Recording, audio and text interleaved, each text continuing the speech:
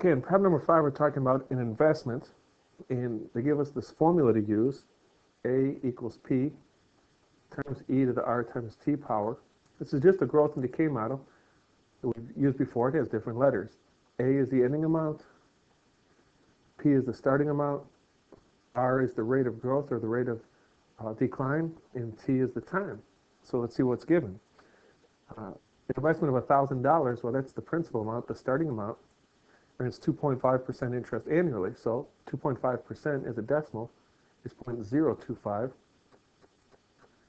Compounded continuously. And here we go. They say in part A, they ask how much money is going to be in the account after 5 years. So T is 5. A, the ending amount, that's the unknown. So for part A, we're going to go like this. We say the ending amount is going to be 1,000 times e to the 0.025 times 5 power.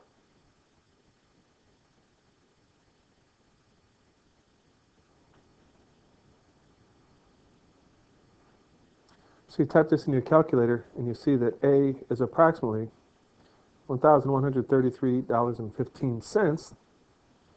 So we'll answer the question like so. In 5 years, there will be about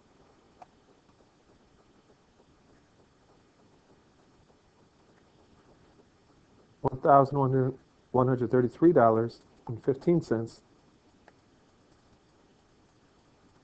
in the account.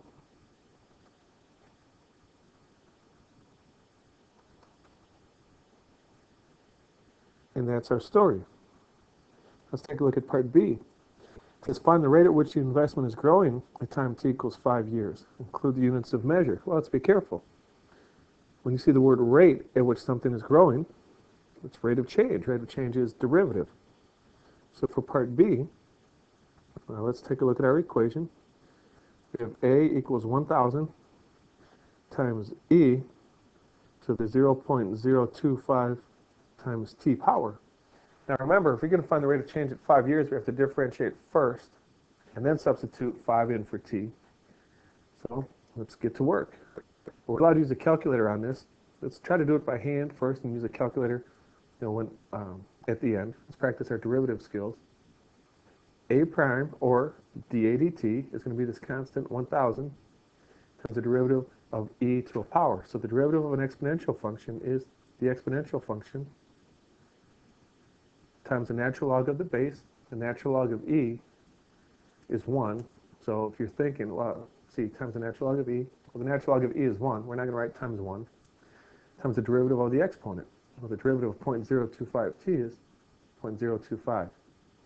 Here's our derivative. Let's evaluate this when t equals 5.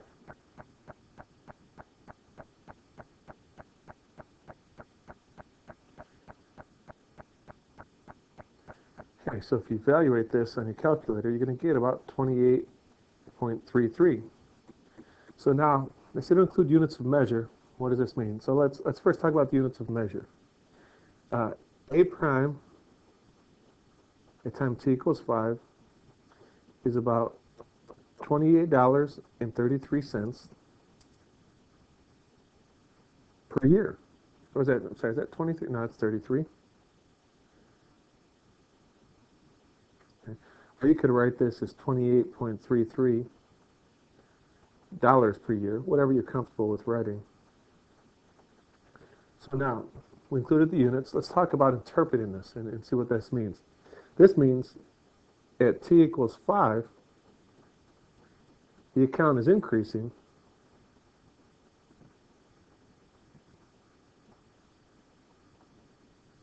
at a rate of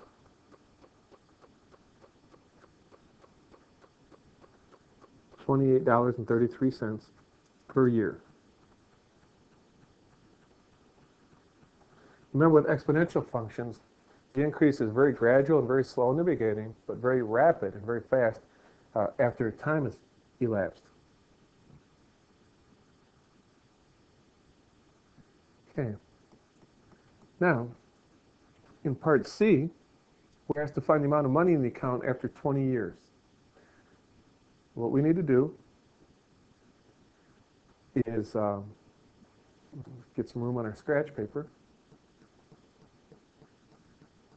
So find the amount of money in the account after 20 years.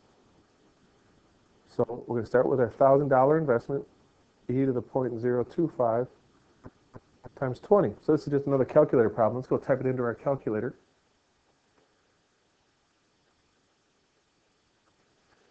And this is about $1,648.72. So at t equals 20 years, there will be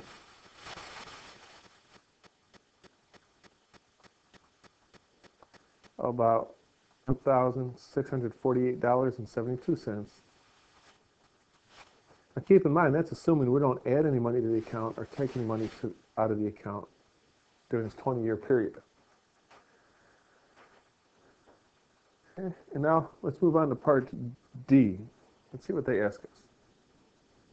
Find the rate of change at which the investment has grown at time t equals 20 years. All right, well, we've already found the derivative. A prime of 20, that's going to be our derivative evaluated at time t equals 20. So that's going to be 1,000 times e to the 0.25 t. Oops, got a 0.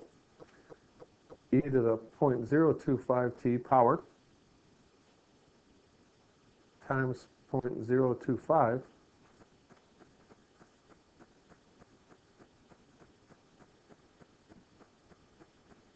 and evaluate this at t equals 20. And that's going to be about 41.22.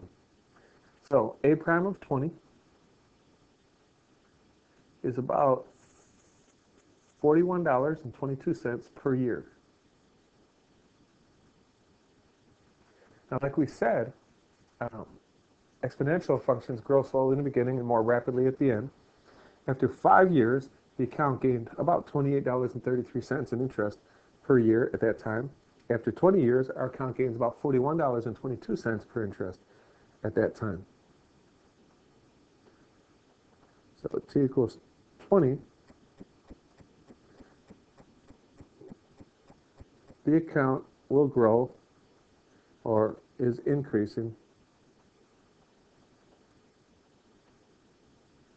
at a rate of about $41.22 per year.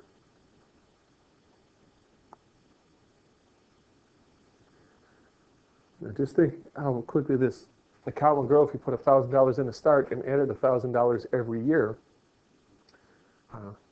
Your account will be growing much more rapidly. Anyways, hopefully these videos helped clear up any problems that you had. Thanks for watching.